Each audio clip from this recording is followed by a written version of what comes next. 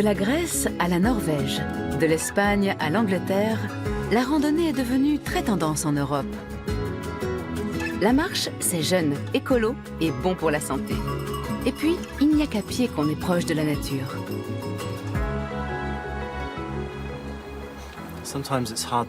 Parfois, la carte ne correspond pas au terrain parce qu'il y a beaucoup de petits reliefs.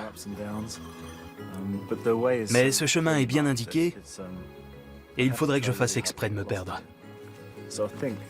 Je vais prendre par là. Bradley Mayhew, auteur de guides de voyage et de trekking, est un Anglais qui vit aux États-Unis. Le plus souvent, il sillonne l'Asie. Mais actuellement, il arpente les plus beaux chemins de randonnée d'Europe.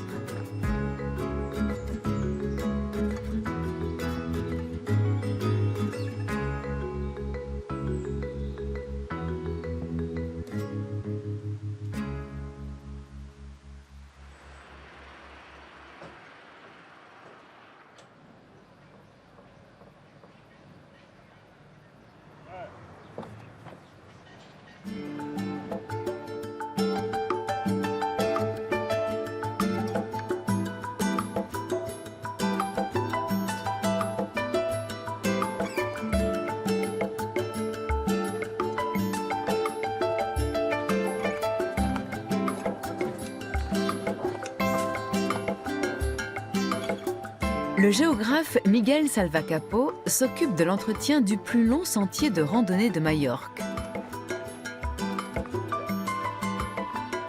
Il va accompagner Bradley dans les premières étapes d'une marche qui offre de magnifiques points de vue et qui commence sur l'île de Dragonera.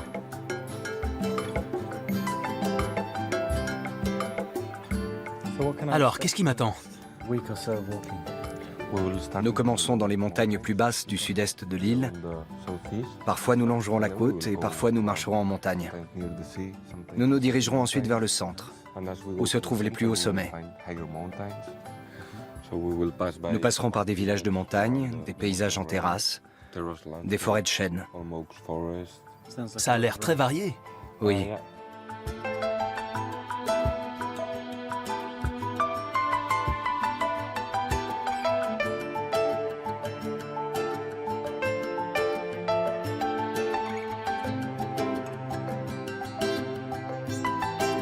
Majorque est la plus grande île de l'archipel espagnol des Baléares.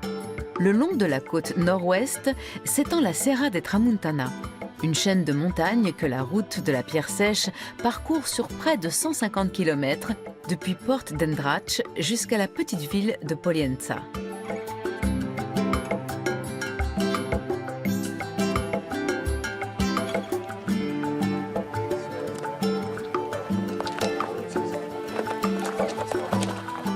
Dans la Serra de Tramuntana, la mer n'est jamais loin. Mais sur la route de la Pierre Sèche, pas de tourisme de masse comme sur les plages de l'île. Majorque dévoile ici un autre visage.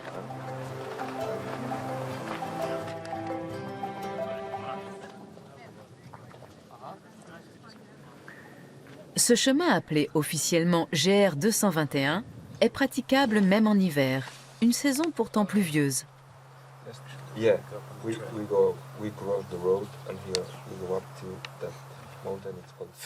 Pour moi, la randonnée comporte une dimension à la fois physique et mentale. J'apprécie de pouvoir ralentir la cadence, surtout quand on marche plus d'une journée. On prend un autre rythme et l'esprit s'apaise. Donc j'ai toujours une paire de chaussures de randonnée dans mon sac à dos.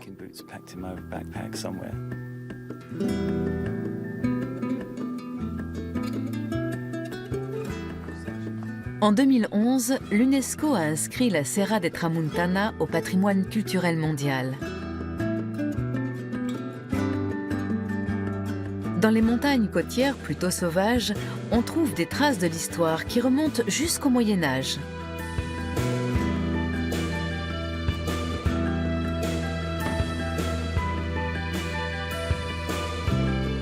La Ruta de Pedra en Sec, ou route de la pierre sèche, en est la parfaite illustration.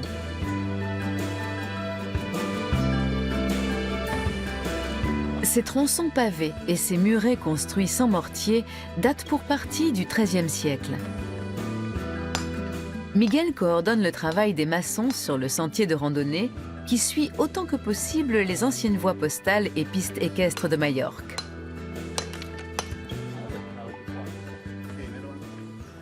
Avant, ce chemin était caché? No, that path, Il était enfoui 2-3 mètres sous terre. because it was with 2-3 meters of soil, Nous ne savions pas qu'il était là. and we didn't knew that it was here. Donc vous redécouvrez l'histoire? Oui, We nous avons retrouvé ici le sentier d'origine. Yeah, that's true.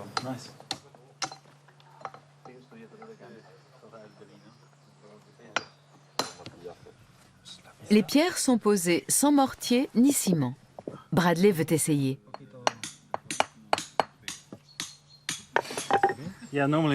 Normalement, les chemins sont terminés avant que je marche dessus. J'ai jamais eu à en construire un. C'est un travail dur, comme un puzzle géant. Toutes les pièces doivent s'imbriquer.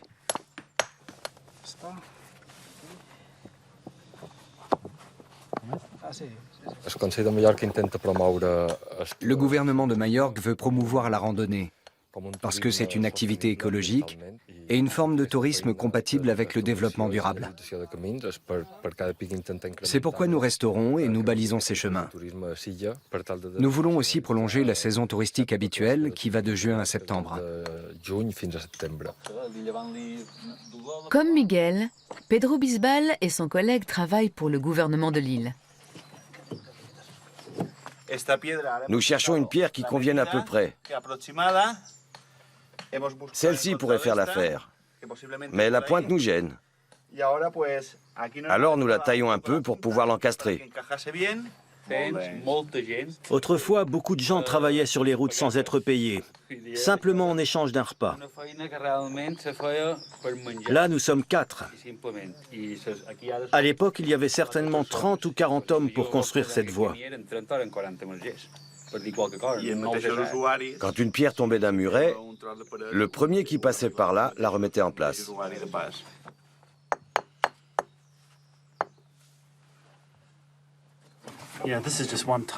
Ce n'est qu'une infime partie des centaines de kilomètres de sentiers anciens. Les aménager a dû représenter à l'époque une somme de travail incroyable.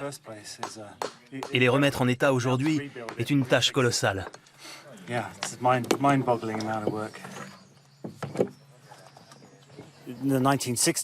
Ce métier a failli disparaître dans les années 60. Beaucoup de maçons spécialisés en pierres sèches devenaient trop vieux, ou alors ils allaient construire des villas sur la côte. Il y a 20-30 ans, on a redécouvert cette activité. Voilà un bel exemple qui montre que le tourisme ne détruit pas forcément les traditions culturelles, mais peut contribuer à les faire revivre.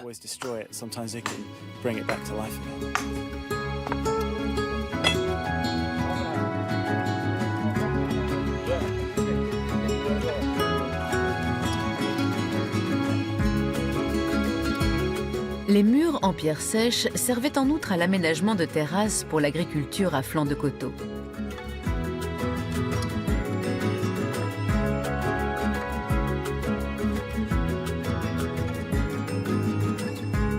Le troisième jour de marche, Bradley et Miguel atteignent un jalon de la côte, une tour de guet destinée à se protéger des pirates.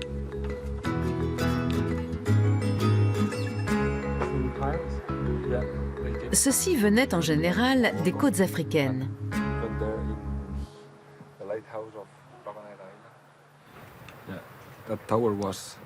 Cette tour a été érigée à la fin du XVIe siècle. Elle faisait partie d'un vaste arsenal de défense qui couvrait toute l'île. Lorsqu'un bateau pirate était en vue, les gens étaient avertis pour se préparer à l'attaque. La tour protégeait le village de Banyalbufar. Du Xe au XIIIe siècle, Majorque était sous domination maure. Les terrasses datent de cette époque. Plus tard, on y a planté de la vigne.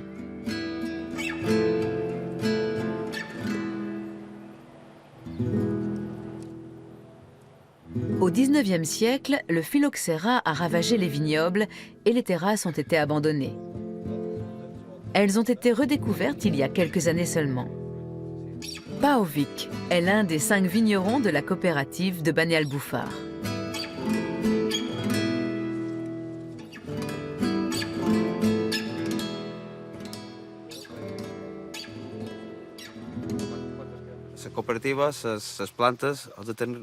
Les vignes de notre coopérative sont réparties sur un total de 84 terrasses.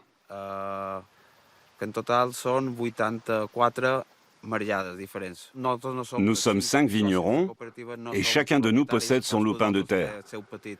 Mais la plupart des terrasses appartiennent à des gens du village qui ne les exploitent plus. Nous avons donc conclu un accord avec eux. Ils nous prêtent leurs terrasses et en échange, nous leur donnons du vin.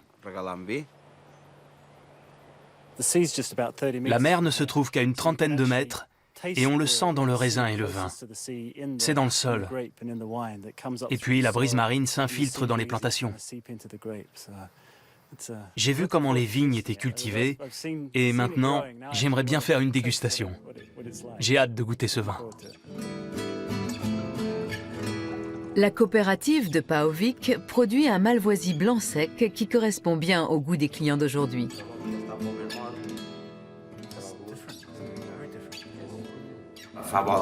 Il sent bon, mais il manque encore un peu de couleur. Il faut le laisser reposer encore. C'était juste pour goûter. Le vin de Malvoisie que nous produisons à Bani al-Boufar a un passé glorieux. Au XVIIIe siècle, il était consommé dans les cours royales de toute l'Europe.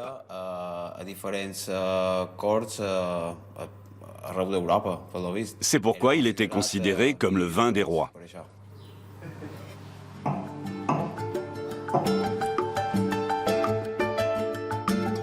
À Bani al-Boufar, la route de la pierre sèche bifurque vers l'intérieur des terres avant de revenir vers le littoral.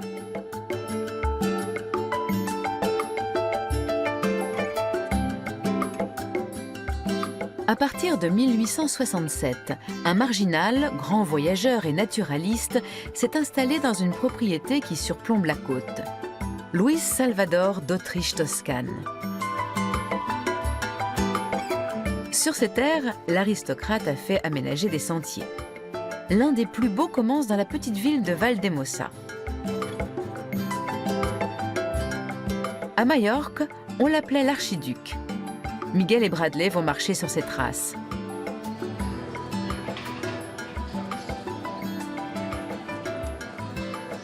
Au XIXe siècle, l'archiduc a écrit plus de 6000 pages sur la nature, l'histoire et la culture des Baléares. Cette œuvre, en 7 volumes, est aujourd'hui encore une référence. Il a acheté la plupart des grandes propriétés entre Valdemosa et Deia, simplement pour profiter du paysage et de la force spirituelle qui s'en dégageait. Il ne se souciait pas vraiment de l'étiquette. Il ne portait pas de beaux habits, mais des vêtements normaux. Par exemple, il laçait ses chaussures avec des ficelles. Il aimait parler avec les gens. Il disait qu'on apprenait beaucoup plus au contact des autochtones que des savants. On raconte qu'un jour, il a aidé un paysan à dégager sa charrette de la boue. Le type qui ne savait pas qui c'était lui a donné quelques pièces pour le remercier. L'archiduc disait en plaisantant que c'était la seule fois qu'il avait gagné de l'argent honnêtement. C'était un homme du peuple. Le chemin de l'archiduc relie Valdemosa à Deia, but de la 4e étape. Mais avant cela, il faut gravir 500 mètres de dénivelé.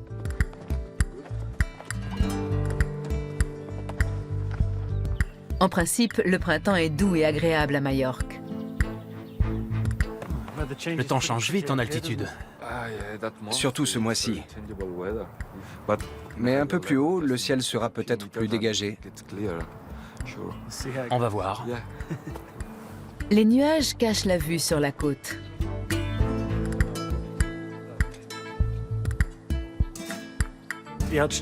L'archiduc a fait aménager beaucoup de chemins comme celui-ci qui débouchaient souvent sur de beaux points de vue. En un sens, c'était un précurseur du tourisme sur l'île. Ces magnifiques sentiers ne servaient pas à relier les villages. Ils étaient conçus uniquement pour le plaisir de la marche.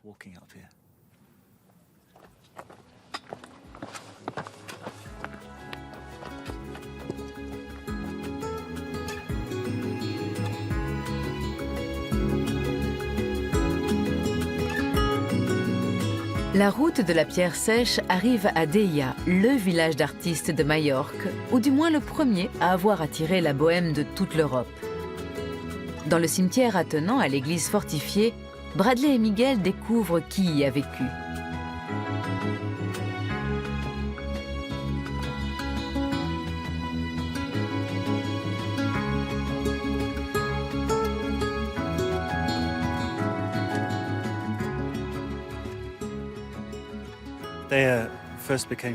Deia est devenu célèbre avec l'arrivée dans les années 40 de Robert Graves, un savant et poète anglais. Depuis, beaucoup de gens se sont installés ici. Les peintres sont venus pour la superbe lumière des lieux. Derrière, on a la montagne et devant, la mer bleu azur. Plus il y avait de célébrités, plus il en venait. Ava Gardner, Alec Guinness, Peter Ustinov, Anaïs Nin et bien d'autres ont séjourné ici. C'est un endroit magnifique. Comme la plupart des villages de la Serra de Tramuntana, Deia se trouve à l'abri à l'intérieur des terres, tout en étant doté d'un petit port. La route de la pierre sèche permet sans cesse de faire des crochets par la mer. Et par beau temps, on peut se baigner.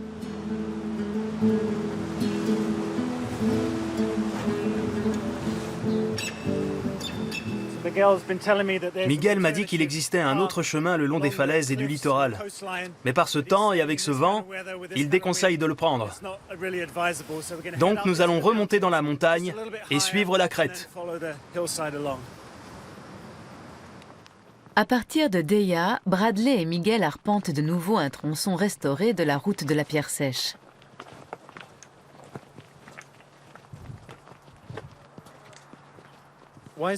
Que signifie Serra de Tramuntana? Serra signifie montagne et Tramuntana désigne le vent du nord qui est arrêté par la montagne.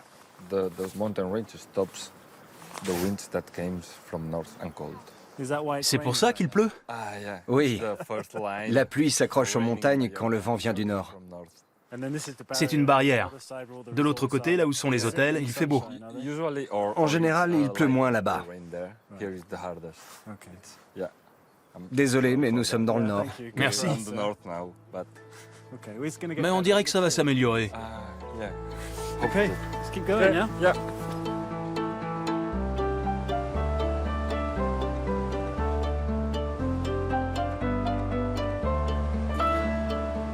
À la fin de chaque étape, ou presque, le randonneur trouve un refuge.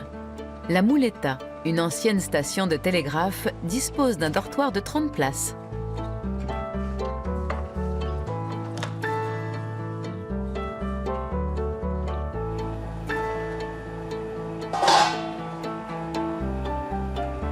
Le dîner est inclus dans le prix.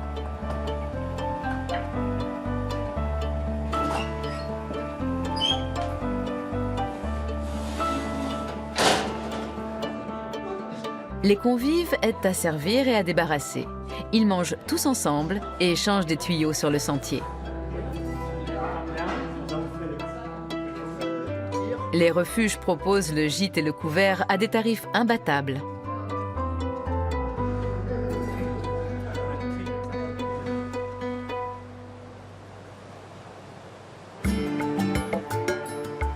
Le lendemain matin,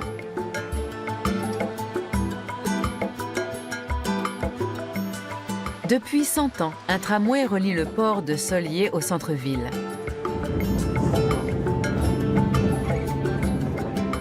Avec ses 15 000 habitants, Solier est la seule ville importante sur le chemin de randonnée.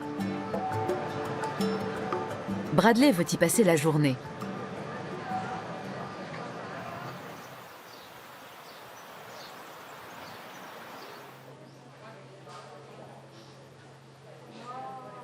Une amie de Miguel lui fait faire une visite des lieux. Aina Mora travaille à l'administration municipale. La ville a des liens étroits avec la France.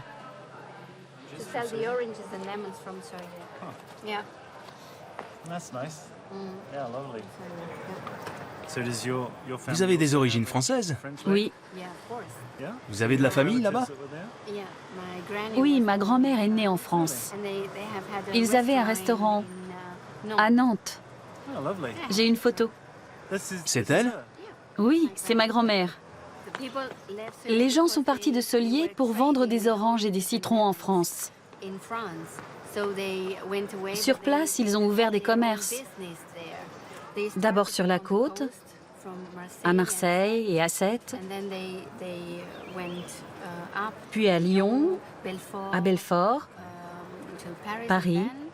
Par la suite, ils se sont installés dans d'autres pays, en Belgique, en Suisse, en Allemagne. Ils avaient le sens des affaires. Ils ont gagné de l'argent, et puis ils sont revenus ici. Et ils ont laissé leur empreinte à Solier.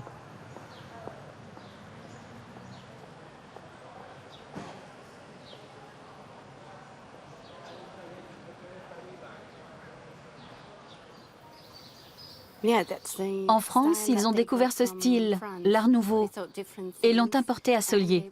On peut le voir au balcon et au détail des façades.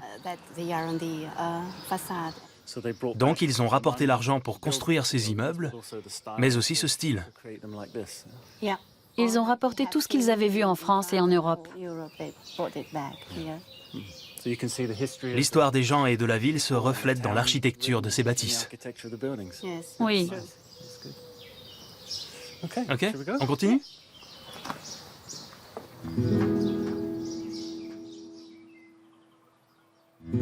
Solier est à l'abri du vent, dans une vallée encaissée, un vrai jardin d'Éden.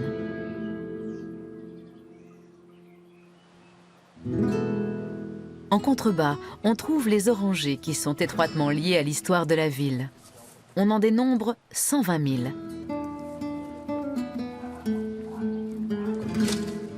Les oranges mûrissent ici toute l'année et sont toujours exportées vers le continent.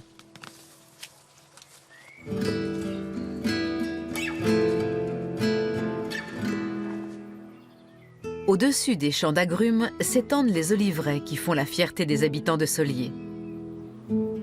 Posséder des oliviers est un signe de prestige.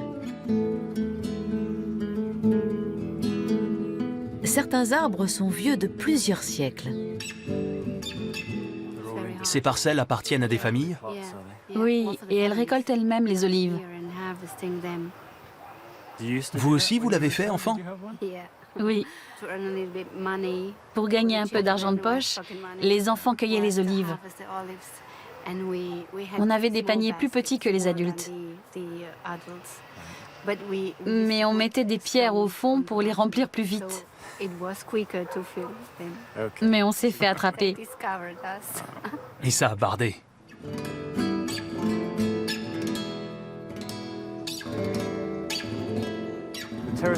Les terrasses sont la solution idéale ici, car il y a beaucoup de pierres, peu de terrain plat et des versants abrupts.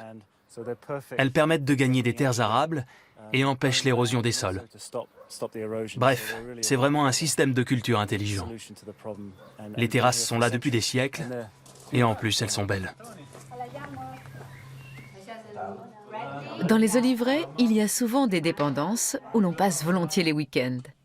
Miguel retrouve des amis pour faire la cuisine.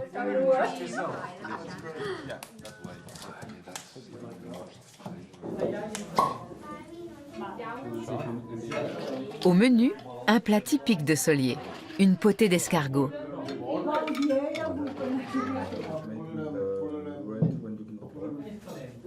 Ce soir, Bradley prend congé d'Aina et de Miguel.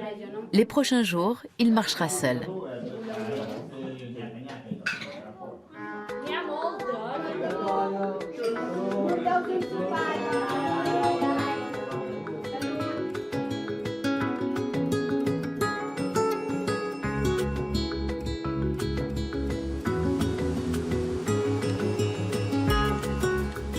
Le lendemain matin, notre randonneur traverse les gorges de Bignaraich.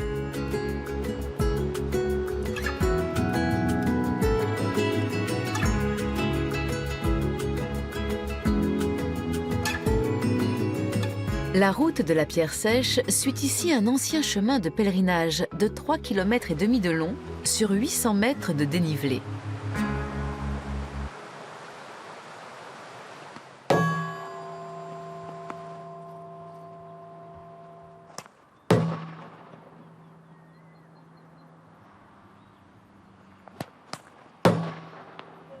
Les Baléares sont peuplés depuis 3000 ans avant Jésus-Christ.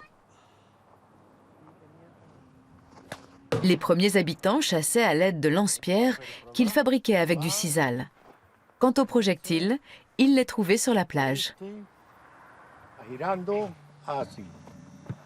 Une pierre devait peser environ 250 grammes.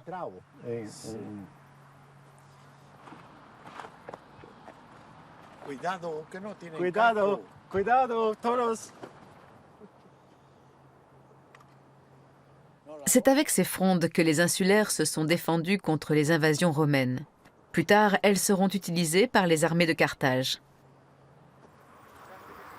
Je viens d'apprendre que les îles Baléares tiraient leur nom du mot grec « balein », qui signifie « lancer ». Ce sport est donc pratiqué depuis au moins 2 millénaires. C'est très facile quand on se trouve à 1 mètre de la cible, comme moi en ce moment. Mais quand on est à 50 mètres, c'est un peu plus compliqué.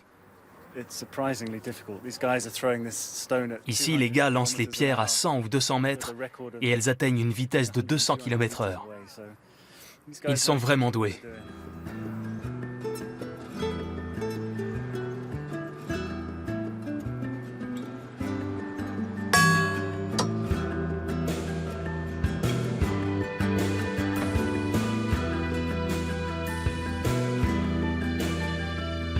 Les gorges de Binyaraich s'arrêtent sur le toit de la Serra de Tramuntana, dont les plus hauts sommets culminent à 1450 mètres. La route de la Pierre Sèche descend alors jusqu'au lac de barrage de Coubert.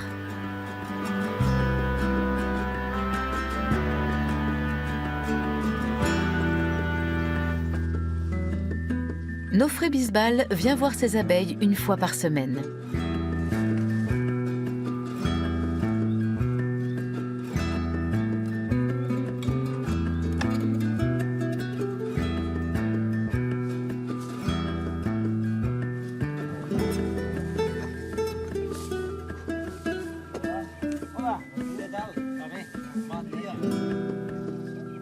Il invite Bradley à voir les ruches de près.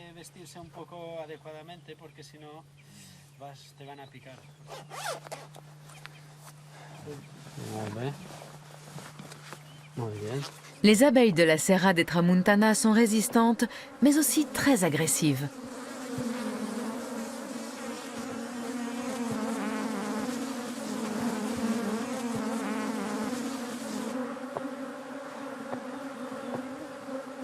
Ce miel est très aromatique.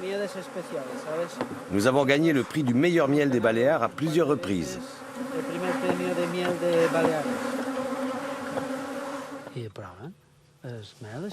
Tu en veux? Oui, merci. C'est un thé anglais. Très bon. Tu veux du miel? Ah oui, bien sûr. Tu vas goûter le premier miel de l'année. Dis-moi comment tu le trouves. Il faut tout manger. Tout? Oui, tout. Super, hein? C'est délicieux. Ça va m'aider à marcher.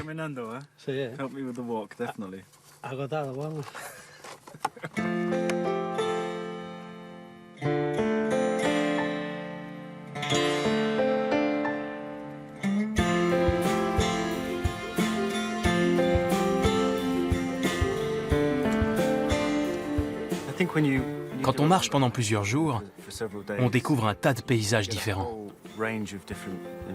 J'ai traversé des villages, j'ai longé la côte, et maintenant je parcours une crête de montagne. Dans une randonnée, il y a toujours un moment charnière où on sait qu'on a fait la première moitié du trajet et qu'il reste l'autre moitié. On s'arrête à un bel endroit, on fait le point, on regarde la carte, on mémorise le tout et on reprend la route.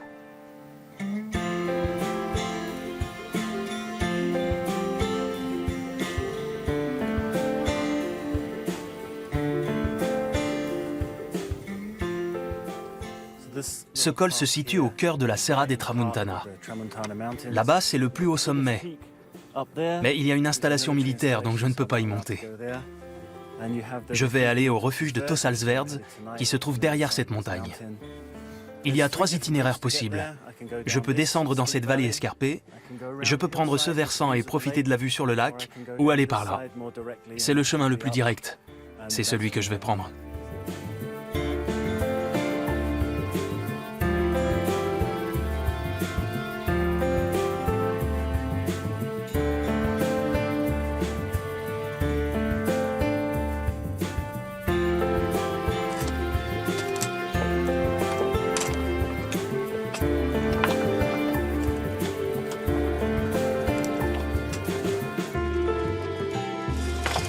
Bradley a rendez-vous au Tossalsverds, un refuge isolé sur la route de la pierre sèche.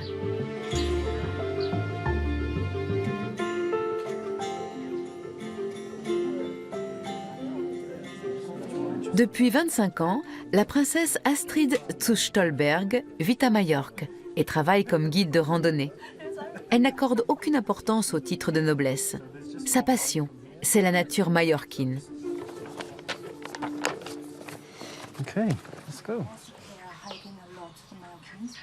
Astrid va montrer à Bradley 2 de ses parcours préférés.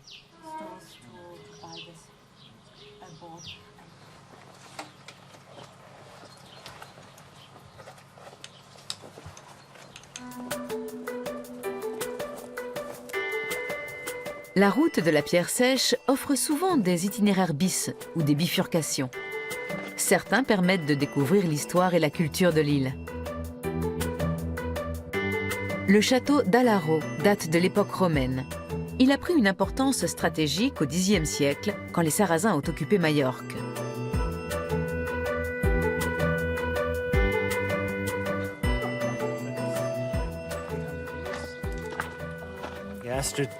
Astrid m'a emmené au sommet de cette montagne pour que je voie les fortifications. L'île a été menacée par de nombreux ennemis, des Romains aux Carthaginois en passant par les Arabes et les Turcs. C'est pourquoi il fallait un bon système de défense, avec des tours de guet et des remparts. Et ce château fort était au cœur du dispositif. C'était donc un lieu stratégique. Quand les gens viennent à Majorque pour faire de la randonnée, ils veulent profiter de tous les attraits de l'île, la montagne et la mer. Et même quand ils montent à 1100 ou à 1400 mètres d'altitude, ils ont toujours la mer à l'horizon.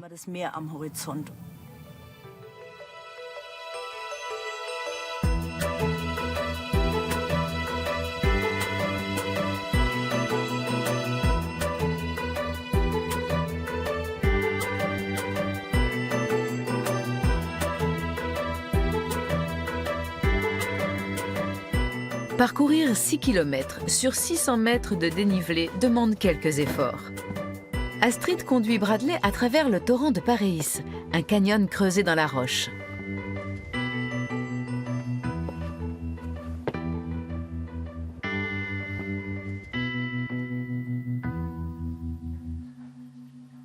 Ce n'est pas accessible à tout le monde. Il faut avoir le pied sûr.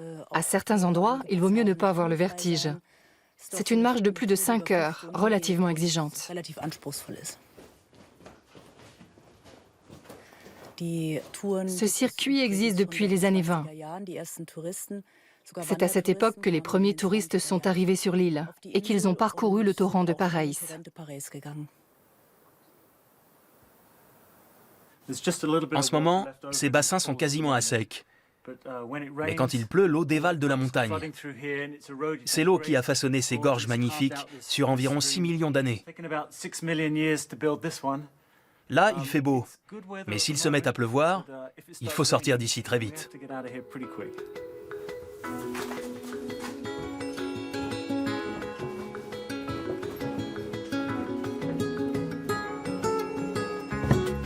Comme la plupart des randonneurs, Astrid et Bradley parcourent les gorges en descente.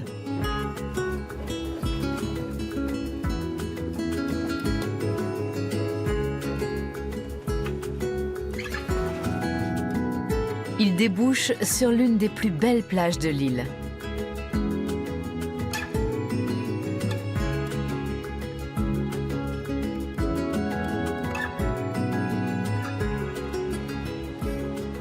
Malheureusement, en avril, la mer est encore trop froide pour se baigner.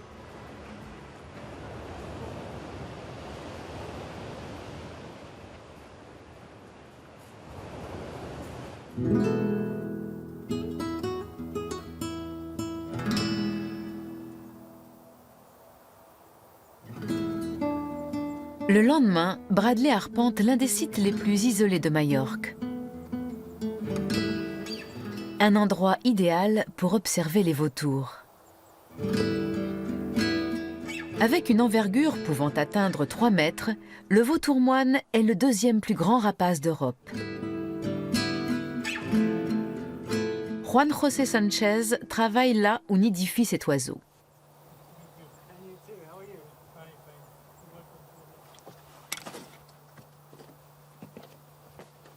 En 1970, il ne restait qu'un couple de vautours moines sur l'île.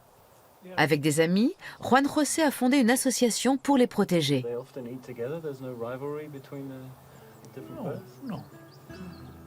Avec un grand succès. Aujourd'hui, on recense 140 couples dans la Serra de Tramuntana.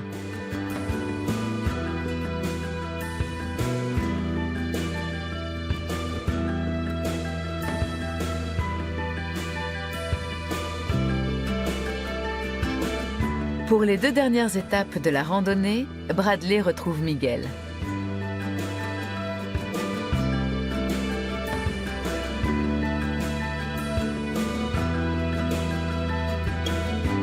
Celui-ci est déjà sur place, devant une glacière située à l'extrémité nord de la route de la Pierre Sèche.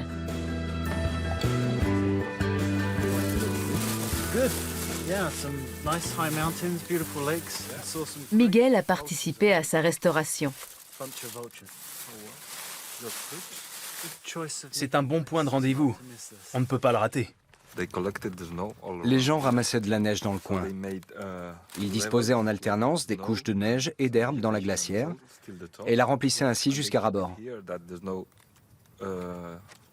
Ça permettait de conserver la glace. Puis, en avril-mai, ils la descendaient dans les villages et les villes. À quoi servait la glace? À des fins médicales. Et comme il n'y avait pas de frigo, ça permettait de garder les boissons au frais. Et peut-être aussi les crèmes glacées? Oui, ils faisaient une sorte de crème glacée. Pour les touristes? Non.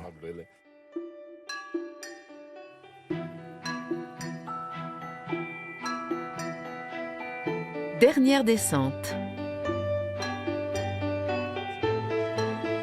La route de la Pierre Sèche traverse des forêts de chênes jusqu'au sanctuaire de Lluc, un lieu de pèlerinage important de Majorque.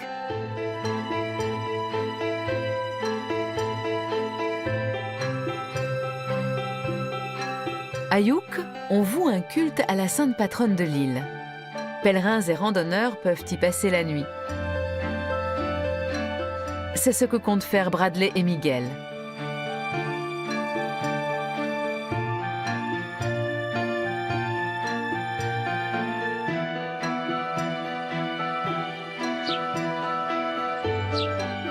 Une des ailes du vaste édifice a été aménagée en lycée et en internat.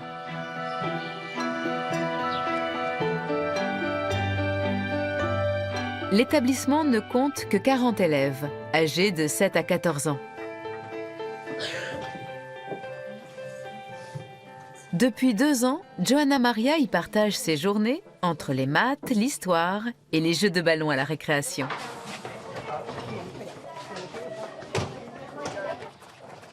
Mais l'école présente quelques particularités.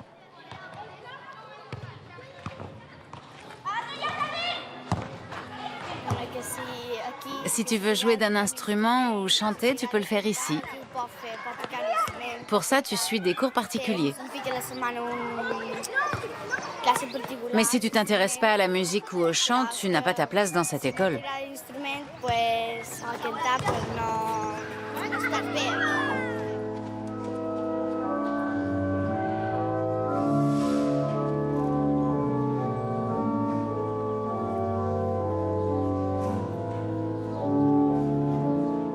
Après la récréation, les élèves accomplissent un rituel quotidien.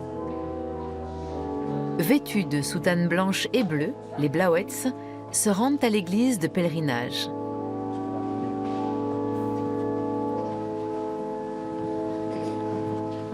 Selon la légende, en 1229, un jeune berger du nom de Hugh aurait trouvé à cet endroit une statue de la Vierge Noire. Aujourd'hui encore, Marie est célébrée comme la sainte patronne de l'île.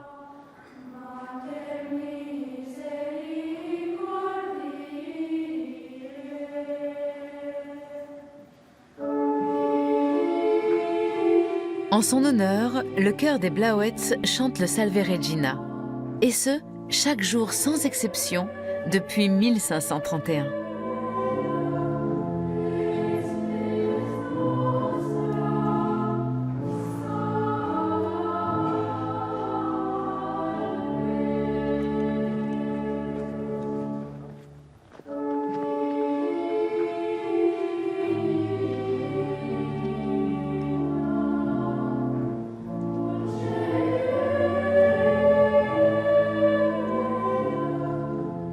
La descente est facile et rapide.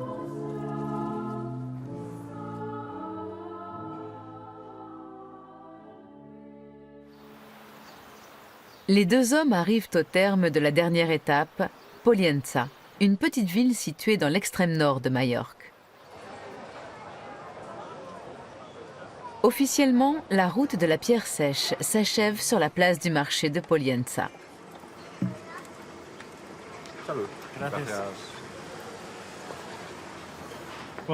Merci de m'avoir accompagné et de t'être libéré. Merci à toi de m'avoir libéré du bureau. Alors le chemin se termine ici. Oui. Mais si tu veux, tu peux monter au phare de Formentor. Il se situe tout au bout de la langue de terre. Tu ne peux pas aller plus loin. Après, c'est la mer. Super, je ne me suis pas encore baigné. C'est incontournable à Majorque.